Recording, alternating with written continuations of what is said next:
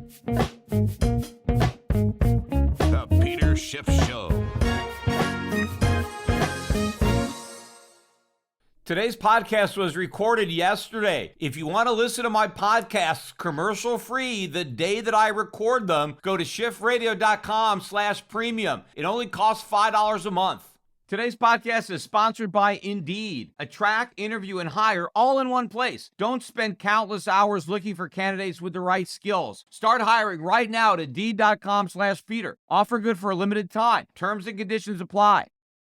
Earlier today, the Federal Reserve delivered on market expectations for another 75 basis point rate hike. The Fed funds rate now stands at 4%. But what the Federal Reserve failed to deliver was on the expected softening in the Fed's stance on the future trajectory of interest rate hikes, what I referred to in the title of a previous podcast as a soft pivot. And I believe the Fed was forced into making that pivot because it stood on the precipice of a bond market crash, which was in the process of happening. And I think the only way the Fed was able to stop that slow motion crash from playing out and accelerating was by throwing a bone to the markets and indicating through the Wall Street Journal that there was going to be some type of statement that was going to go along with the rate hike that we got today that would indicate that maybe there was going to be a pause in the pace, a slowdown in the pace, that the Fed was going to take a step back and reflect and assess and maybe acknowledge the progress that had been made without indicating complete victory, but at least acknowledging that victory was at least in sight and that the Fed could take a more cautious approach going forward to rate hikes. Something to that effect was expected. However, nothing even remotely close to that was delivered by Powell. Now, when the markets initially got the news of the 75 basis point hike, it was accompanied by an official statement that created some hope that Powell had in fact delivered on what the markets expected. The Dow Jones initially rallied about 400 points. And the reason for the optimism was that the statement read that the committee was going to take into account the cumulative tightening of monetary policy and the lags with which monetary policy affects economic activity and inflation. And the idea that many people, myself included, drew from that was that, hey, the Fed was now going to take a step back, acknowledging this lag. Rates have come a long way fast, and we need to take a pause and to see exactly what we've achieved before moving forward. Or maybe we're going to raise rates more slowly than we originally thought, acknowledging the lags that take place. It seemed to me, and probably everybody else, that that is the direction that Powell was going to go in the press conference. But it didn't even wait for the Q&A, because as Powell was delivering his prepared remarks at the press conference, but before he went off script and took any questions, he read something that scared the markets, and that entire 400-point rally in the Dow disappeared, and the Dow went negative. And the words that he spoke that spooked the market were that price stability is essential, and the historic record cautions strongly against prematurely loosening policy, and that we will stay the course until the job is done. Now, the minute those words were spoken, the markets tanked. But as Powell started to field some questions, the markets recovered somewhat, not all the way up to the highs, but the Dow got to up about 200 until Powell started really showing his hand, but he wasn't holding the cards that the market had expected. So I want to go over some of the unexpected bombshells that Powell dropped that the markets were not expecting. One was Powell reiterated the Fed's commitment for positive real interest rates, meaning an interest rate that was higher than the inflation rate. Powell basically said, yeah, that's where we're going. And right now, the Fed funds rate is 4% and the inflation rate is higher than 8%. Now, Powell implied that he believed that we would get to positive real interest rates because of a reduction in the inflation rate. So it wouldn't require interest rates above 8%. If inflation came back down to 4%, well, we could have positive real interest rates at 5%. But what the markets are likely to be afraid of, and if they're not afraid of it now, they will be, is what if inflation doesn't come down? What if it stays high? What if maybe it comes down, but it only comes down to 6%? Well, that means if Powell wants to have positive real interest rates, if inflation is 6%, then we need to go to 7%. And that's a much higher rate of interest than the markets are prepared for or could handle. And so I think the fact that Powell had to acknowledge that ultimately we have to have a positive real interest rate, that is very scary for the markets. Then Powell was asked a question about what he and the FOMC believed was the current underlying inflation rate in the U.S. economy, meaning not the headline rate that we all read about, but beneath the surface, what do you think the rate really is? Because it can't be 8.5 or whatever the CPI is. It must be something lower than that. And so what do you think it is? And Powell's answer was, we don't have a number. Like, we've got no idea. We're clueless as to what the underlying rate of inflation may be. Now, that is a very scary admission by the Fed, because if the Fed is committed to fighting inflation, but it doesn't even know how big the monster that it has to slay is, then how does it know how many rate hikes are going to be necessary? How does he know how high rates have to be in order for there to be a positive real rate of interest if he doesn't even understand what the underlying rate of inflation is? And if he doesn't understand it now, why will he understand it at some point in the future? The Fed has no clue. All it's looking at is the same headline numbers as everybody else. And based on that, the Fed is still way behind the inflation curve and has a long way to go. And that, again, should scare anybody who is counting on the Fed to ease up on its current trajectory of tightening. But then Powell was asked another question about whether or not he believed inflation had become entrenched. And I think the interesting part about that answer is that he didn't say no. You would have thought that Powell would have said, no, it's not entrenched yet. We're just going to make sure that it doesn't become entrenched. No, he never really answered the question with a yes or no answer. In fact, what Powell said eventually was that the Fed has no way of knowing when inflation becomes entrenched. That's another scary admission by the Fed, because if it doesn't know, it's just kind of flying blind, and it has to err on the side of caution to make sure that inflation doesn't become entrenched. But again, all of this discussion about entrenched inflation assumes that inflation is a psychological phenomenon. It's not. Inflation doesn't become entrenched because of psychology. It becomes entrenched because of monetary policy. And I think it already is entrenched. And the reason is because of the Fed. The Fed has created so much inflation for so long. It didn't even start with COVID. It didn't even really start with QE. The Fed was creating inflation even before it upped the ante to quantitative easing, and then upped it again in the aftermath of COVID. The only time I think you talk about psychology is in the final stages of inflation becoming hyperinflation, where psychological factors then come in and velocity explodes. But we're not even there yet. It's not about psychology. Consumers and businesses aren't causing inflation. Businesses don't cause inflation by raising prices. Workers aren't causing inflation by demanding raises. Workers need raises because of inflation.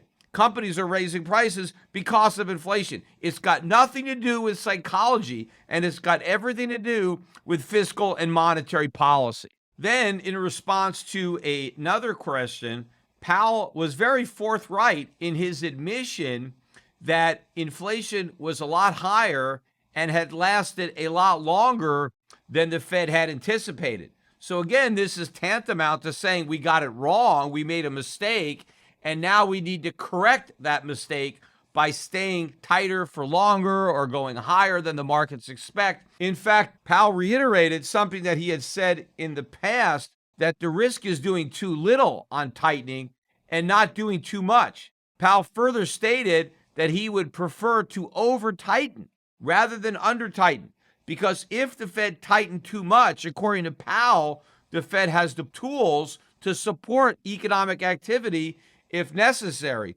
But if we don't tighten enough and inflation gets out of control, well, then it will become entrenched and then it will be too late. And so the Fed is going to err on being too tight. Again, those are very scary comments, especially if you are expecting the Fed to adopt a softer tone. And by the way, Powell is wrong to think that if they just tighten too much, meaning they tighten so much that the economy really weakens into a severe recession, that the Fed has the tools to prop it back up and stimulate it to support economic activity. It doesn't. Because if the fight against inflation drives the economy into recession, if the Fed then uses those very tools to support the economy, well, then inflation is going to take off and get much worse. You see, if the Fed is really committed to fighting inflation, then those tools are no longer at its disposal. The fact that Powell is so quick to admit that he's going to use those tools if the inflation fight does too much damage to the economy really reveals that the Fed is not as committed to fighting inflation as it maintains or as the markets believe. Because as I've said many times, the Fed's commitment to fighting inflation stops if it brings about a severe recession or a financial crisis. Yes, the Fed is willing to tolerate a very mild, shallow recession, but anything greater than that, and the Fed is going to use its tools. And in fact, I think that it's going to use those tools long before inflation gets anywhere near 2%. But even in the extremely unlikely situation where the Fed got inflation back down to 2% because of its tightening, and then with inflation at 2%, the Fed then used those tools to stimulate the economy, anything it had achieved in reducing inflation will be lost, and the inflation rate will spike back up again. So even if inflation does go to 2%, the Fed still can't use those tools. But I have never heard Powell acknowledge that if the economy goes into a severe recession or a financial crisis, that it's not going to matter, because the Fed is going to continue to tighten and maintain tight monetary policy to make sure inflation not only goes down to 2%, but stays at 2%, no matter the consequences. I don't think Powell will ever speak those words, and I think before he has to, there will be a hard pivot. And in fact, I still believe that there was a soft pivot. It's just that Powell didn't follow through in the Q&A. I think that pivot was in fact written in to the prepared remarks, but Powell went off script and went back to his newfound hawkishness. But I think one of the reasons that Powell had the courage to be a hawk was that in response to the trial balloon the Fed floated and what I called the soft pivot, there was a big rally in the bond market. There was a big rally in the stock market. And that rally enabled Powell to be a lot tougher than he was in the depths of the collapse. But now that Powell has returned to his hawkish rhetoric, the market crash that the Fed interrupted is going to resume. And I think when faced with those circumstances again, especially if it's the bond market, not just the stock market, I think Powell is going to have to come back and clarify his remarks. And by clarify, I mean do a complete 180 and say the opposite of what he said, but without actually acknowledging the screw up. There was also a very political but extremely relevant question asked by the reporter from Fox Business. He asked Powell how big the fiscal policy headwind was in the Fed's efforts to bring inflation down to 2%. Now, of course, Powell doesn't like answering those type of questions because they would be embarrassing for the Biden administration, because, of course, Biden's policies of fiscal stimulus work at cross purposes with what the Fed is trying to do on inflation, because you fight inflation with restrictive policy, not just restrictive monetary policy, but restrictive fiscal policy. But instead of getting restrictive fiscal policy, we got expansionary fiscal policy, compounding the work that the Fed would have to do on monetary policy, because it would have to offset the fiscal stimulus in monetary policy. And so instead of having a two-pronged attack on inflation, there was a one-pronged attack because the Democrats in Congress and the Biden administration were actually making the Fed's job more difficult. Plus, it's not just that the other prong was missing in action, it was actually sticking it to the Fed by providing stimulative fiscal policy that counteracted its contractionary monetary policy. So in other words, the Fed is stepping on the brakes while the government is stepping on the gas. Obviously, that's a problem. Now, I don't know, maybe Powell didn't understand this question, which is really scary, but here's the way Powell answered the question. He said, at first, you would have thought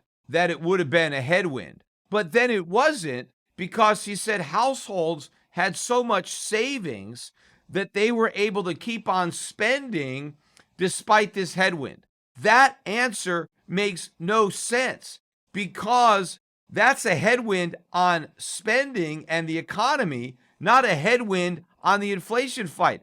Powell was saying, hey, we thought that fiscal spending would be a headwind, but it wasn't, because households made up the difference by spending anyway. But the fiscal policy added to spending. It didn't subtract from spending. It gave households even more money to spend. His answer made no sense whatsoever. Powell implied that he was worried about fiscal policy because it was going to take spending away from consumers, and that it turned out he didn't have to worry because consumers were able to make up for the lack of money coming from the government with their ample savings. Well, first of all, they didn't have ample savings. They depleted their meager savings, and now they're at record lows. But the government didn't take away any money. That's the whole point of the question. The government provided money. Powell was thinking that fiscal policy was a headwind because it removed purchasing power from the economy. No, it added purchasing power to the economy, and that's what made it a headwind for the inflation fight. Now, doesn't Powell understand that? Or did Powell just completely misinterpret the question and not understand what it meant? Because the headwind of a contractionary fiscal policy, which we did not have, would be that it would hurt the economy if you believe the economy is driven by spending, but it would have made the Fed's job easier to fight inflation. So it wouldn't have been a headwind in that respect. It's only a headwind because it makes it harder to fight inflation, and it makes it harder by stimulating spending when the Fed is trying to sedate spending. But according to Powell, there wasn't a headwind because consumers increased their spending anyway. But if they did that, that was a headwind, because what Powell needs to do to reduce inflation is to reduce spending. He needs to increase savings, neither of which have been accomplished. The savings rate is going down as consumers continue to spend. And that's why Powell has not observed any progress in inflation. When you're hiring for your business, there's usually a choice: hire fast or hire well. But what if you want to do both? Then you need Indeed. Indeed is the hiring platform where you can attract, interview, and hire all in one place. Don't spend countless hours on multiple job sites looking for candidates with the right skills when you can do it all with Indeed. Find top talent fast with Indeed's full suite of hiring tools like Indeed Instant Match, assessments, and virtual interviews. Hate waiting? Indeed's U.S. data shows over 80% of Indeed employers find quality candidates whose resumes on Indeed match their job descriptions the moment they sponsor a job. What I like best about Indeed is how they simplified the hiring process, allowing you to do all your hiring in one place. Not only does this make the job of hiring easier for you, but it saves you time and money. Indeed helps you see your applicant's abilities in a flash by adding any one of 135 graded assessments to your job post. You can select for the skills that matter most. And with Indeed's assessments, you can pick from over 100 skill tests and add them to your job post. Plus, Indeed assessments helps take the stress out of the interviewing process. Candidates get to show you their skills before the interview, allowing you to dive deeper into talking about what's really important to you. So join the over 3 million businesses worldwide already using Indeed to hire great talent fast. Indeed knows that when you're growing your own business, you have to make every dollar count. That's why with Indeed, you only pay for quality applications that match your must-have job requirements. If you need to hire, you need Indeed. Visit Indeed.com/Peter to start hiring now. Just go to Indeed.com/Peter. Indeed.com/Peter. Terms and conditions apply. But I think the most bearish part of the whole press conference was right at the end. We finished on a real low note if you were looking for some positive statements to come out of the Fed. Powell talked about how we still have a long way to go. We still have lots of ground to cover before we get interest rates up to restrictive territory, meaning that even though we're at 4%, rates are still not restrictive. And of course, they're not. That's been my point the entire time. You don't have restrictive interest rates until the interest rate is above the inflation rate. As long as you have an interest rate that's substantially below the inflation rate, you have an accommodative monetary policy. You are creating, not restraining inflation, and that's exactly what's going on. Consumers are not saving. In fact, they're depleting their savings. They continue to spend. They continue to borrow and spend. And so does the government. The deficits are getting bigger. They're not getting smaller. Sure, Biden takes credit for an initial decline in the deficits because we stopped all the COVID-related stimulus spending, but the deficits are now on an upward trajectory, and this is highly inflationary. But Powell admitted that the Fed has no sense that inflation is coming down. And he said that we are exactly where we were a year ago. Think about that. The Fed admitted to having made no progress in a year. Now, I've been saying that the whole time. I've been saying on this podcast that the Fed hasn't made any progress in the last year, that it's exactly where it was. And now you have Powell saying we're exactly where we were. I actually had expected Powell to claim progress, especially since we have the elections next week. But no, Powell actually told the truth about this. He said we haven't made any progress at all, that we still have a long ways to go. And he said he wants people to understand the Fed's commitment to bringing inflation down, and they're not going to make the mistake of withdrawing their strong monetary policy too soon. And in fact, the final question he got had to do with the soft landing and whether or not a soft landing is still possible. And Powell said that, yes, he thought it was still possible, but probably a lot less probable, because he said the window to a soft landing had narrowed. And then the reporter who asked the question followed up and wanted to know, well, why did it narrow? And Powell again was honest in that he said that the reason that the window to a soft landing had narrowed is that the Fed has been disappointed that inflation has not come down the way he has hoped. Now, of course, inflation hasn't come down because we haven't had the policies to bring it down. And the main reason it hasn't come down is because the inflation that we're fighting was created a decade ago. When you talk about lags, that's the lag. We have been flooding the pipeline with inflation for more than a decade. And now we're just seeing the tip of this enormous iceberg. Nothing the Fed has done so far is sufficient to put this genie back in the bottle. But Powell admitted that the inflation picture has become more challenging over the course of the year. And as a result, policy needs to be even more restrictive. And Powell said that it's the more restrictive monetary policy that the Fed has to pursue because it has been surprised by the resilience of inflation. That's the reason that the window to a soft landing has narrowed.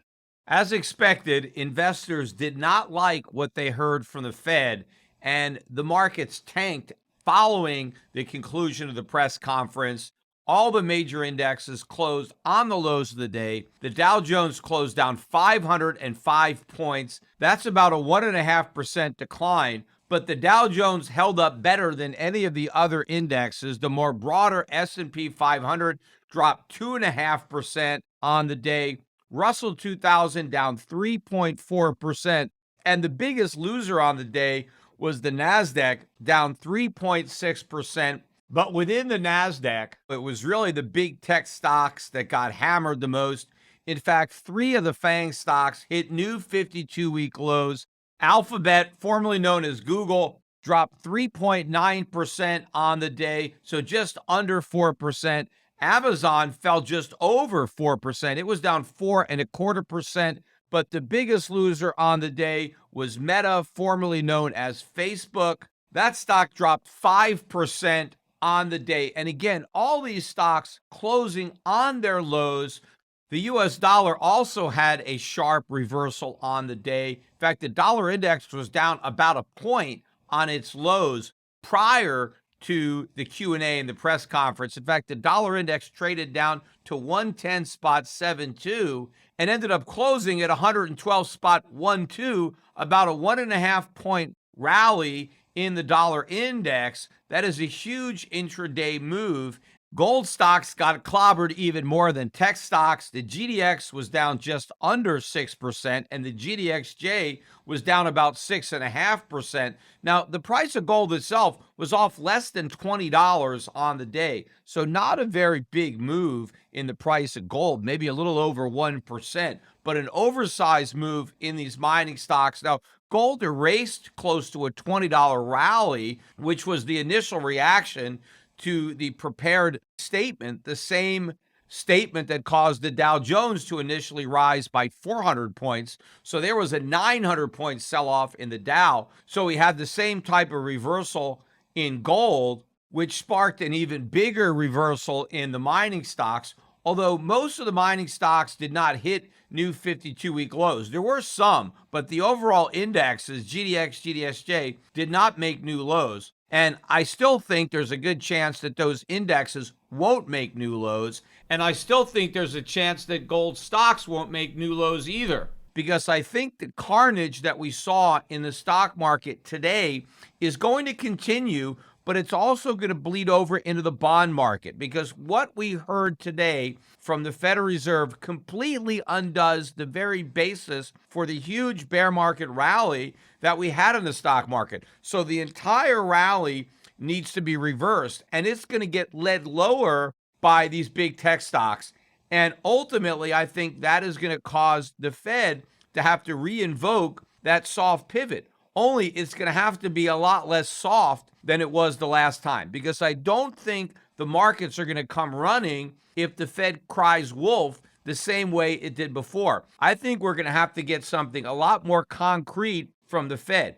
Just leaking something to a Wall Street Journal reporter who's going to write an article suggesting that there's going to be some kind of change in rhetoric isn't going to be enough, because the markets already bought into that and got the rug pulled out from under them. So I don't think they're going to make the same mistake twice. The markets are going to need real reassurance from the Fed that something has actually changed and that there really is light at the end of the rate hiking tunnel, because so far the only light there is an oncoming train. Also, because Powell did not at least throw a bone to the Democrats and try to acknowledge some significant progress in the fight against inflation, I think the Democrats are going to go down in flames in next week's election, because between now and then, we could have significant more weakness in the stock market, which is not going to bode well for the Democrats, because all this is going to be blamed on the incumbents. The voters are going to want to throw the bums out,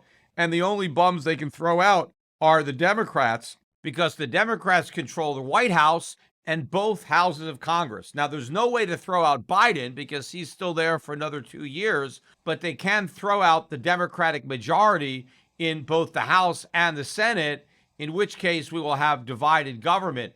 But what we won't have is an effective way to rein in inflation, because for all their tough talk about their opposition to the Biden spending, a Republican Congress is not going to cut spending either. They didn't do it when Trump was president. They sure as hell aren't going to do it when Biden is president, and Biden wouldn't even sign it. What the Republicans are going to do is potentially deliver tax cuts to accompany Biden's spending increases to throw more gasoline on this inflation fire, and that's going to be an even bigger headwind in the inflation fight than the headwind that Powell indicated that he didn't even understand based on the way he answered that question.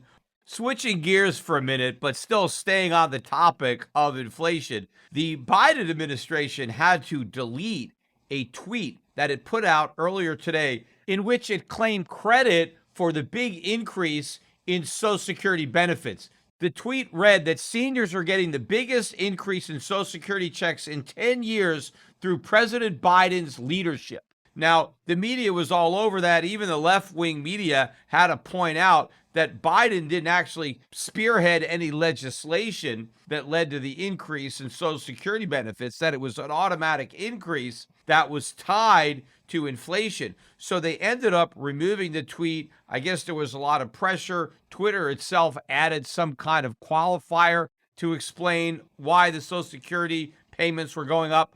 But I actually liked the tweet, and the way Republicans should have responded to that tweet, instead of just condemning the president for claiming credit, they should have acknowledged the fact that the president was accepting responsibility for inflation.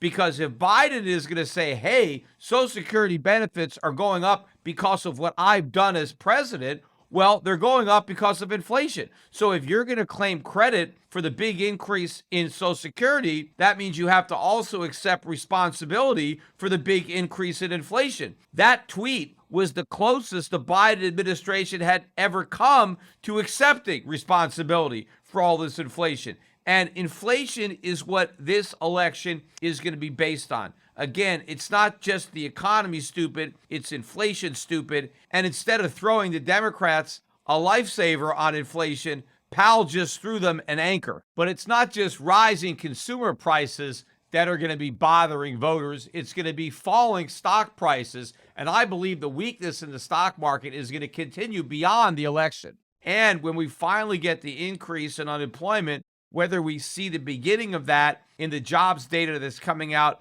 at the end of this week, or whether we have to wait for some future jobs report, remains to be seen. But what I do know is eventually the economy is going to start hemorrhaging jobs, because all of these companies that are losing money and that are seeing their interest expense skyrocket as their earnings tank, they're ultimately going to have to respond with layoff. That's the only way they're going to be able to reduce their expenditures, is by reducing their payroll. And when we finally get the big spike in unemployment, we get the drop in housing prices, and we get the beginnings of a financial crisis, the Fed is going to cave, because politically it has no alternative. And the Fed has had plenty of opportunities to do the right thing in the past, and so far it has never done it. It has always done what's politically expedient, not what's economically correct. Sure, for now, Powell can pretend that he's going to do the right thing, but when push comes to shove, the only reason that Powell is talking so tough right now is because the Fed has no stick.